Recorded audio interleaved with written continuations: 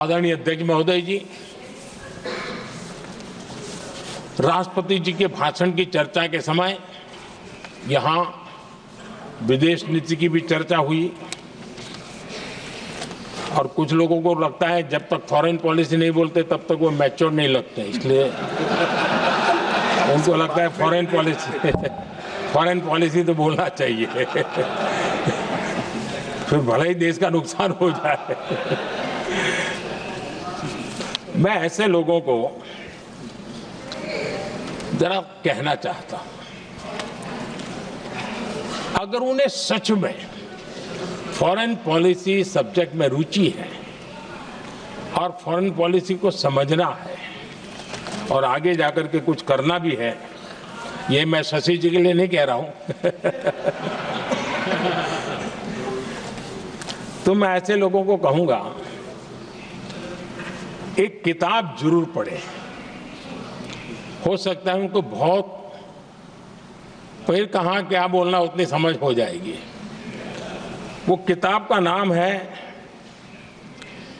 JFK's forgotten crisis.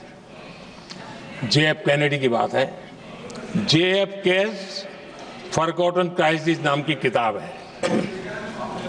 ये किताब एक प्रसिद्ध फॉरेन पॉलिसी स्कॉलर ने लिखी है और इसमें महत्वपूर्ण घटनाओं का जिक्र है। इस किताब में भारत के पहले प्रधानमंत्री और वो विदेश नीति को भी नेतृत्व करते थे। इस किताब में पंडित नेहरू और अमेरिका के तब के राष्ट्रपति जॉन एफ कैनेडी के बीच हुई चर्चाओं और निर्णयों का भी विस्तार से वर्णन है। जब देश ढेर सारी चुनौतियों का सामना कर रहा था, तब विदेश नीति के नाम पर क्या खेल हो रहा था, उस किताब के माध्यम से सामने आ रहा है। और इसलिए मैं कहूंगा कि जरा ये किताब पढ़िए। आदरणीय अध्यक्ष जी, गोरा है अब मत बोलो।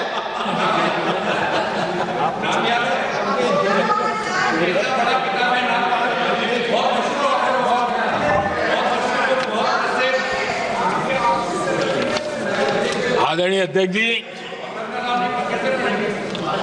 राष्ट्रपति जी के अभिभाषण के बाद एक महिला राष्ट्रपति जी, एक गरीब परिवार की बेटी,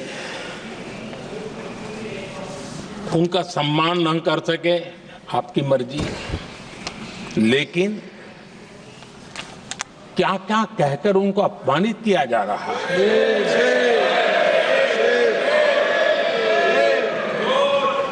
मैं राजनीतिक हताशा निराशा समझ सकता हूं, लेकिन एक राष्ट्रपति के खिलाफ क्या कारण है?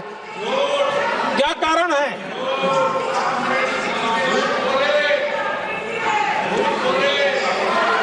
आदरणीय अध्यक्ष जी, आज भारत इस प्रकार की विकृत मानसिकता को छोड़ करके, उस सोच को छोड़ करके विमेन लेड डेवलपमेंट के मंत्र को लेकर के आगे बढ़ रहा है। अगर आधी आबादी उसको अगर पूरा अवसर मिले तो भारत 2 गुनी रफ्तार से आगे बढ़ सकता है, और ये मेरा विश्वास है। 25 साल से इस क्षेत्र में काम करने के बाद मेरा विश्वास और दृढ़ हुआ है। आदरणीय अध्यक्ष जी, पिछले 10 साल में सेल्फ हेल्प ग्रुप्स अब तक 10 करोड़ नई महिलाएं SHG में जुड़ी है, और ये महिलाएं वंचित परिवारों से, ग्रामीण बैकग्राउंड से, समाज के अंतिम पायदान पर बैठी इन महिलाओं का सामर्थ्य बढ़ा,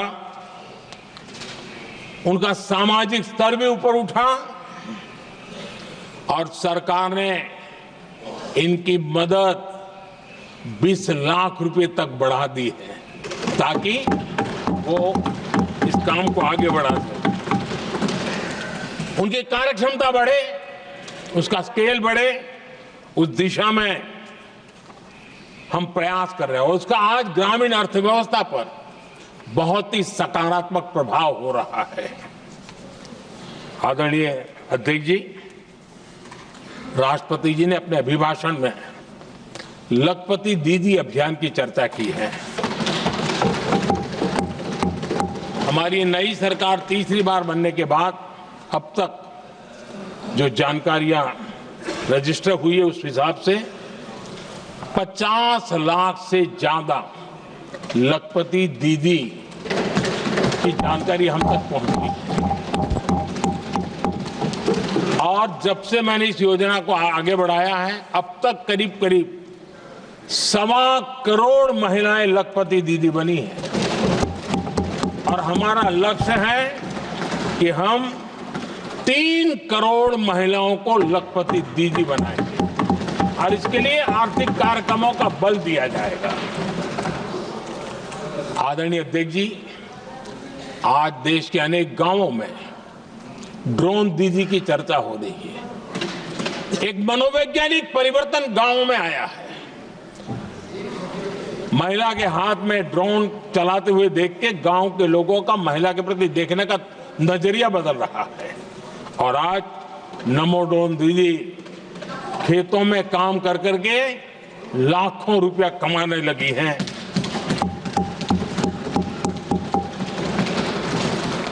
मुद्रा योजना भी नारी शक्ति के लिए उसके सशक्तिकरण की बहुत बड़ी भूमिका अदा कर रहा है।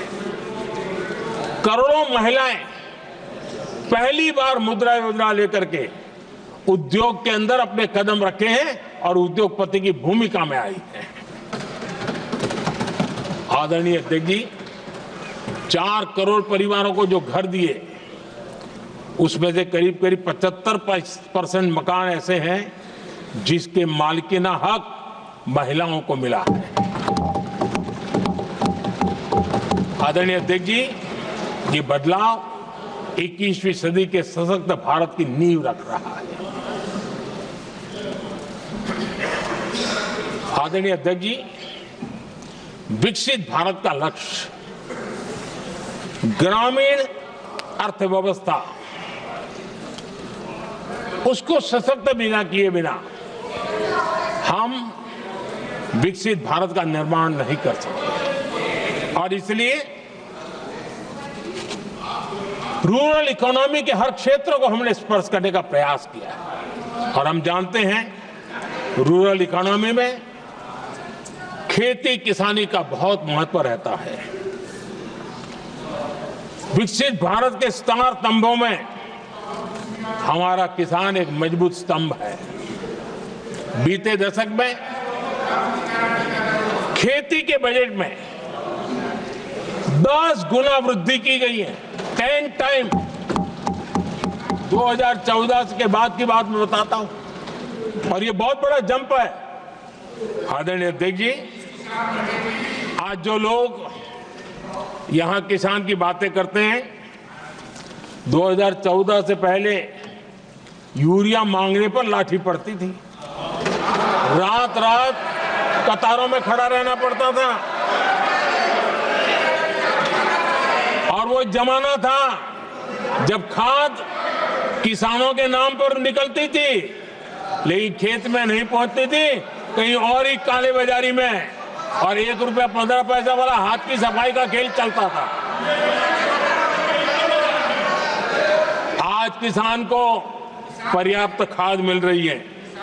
कोविड का महासंकट आया, सारी सप्लाई चेन डिस्टर्ब हो गई, दुनिया में अनाप शनाप दाम बढ़ गए और परिणाम ये हुआ कि क्योंकि हम यूरिया पर डिपेंडेंट हैं, हमें बाहर से लाना पड़ता है। आज भारत सरकार को जो बोरा यूरिया का 3000 रुपए में पड़ता है, सरकार ने बोझ झेला और किसान को 300 से भी कम कीमत पर दिया है, 300 रुपए से कम।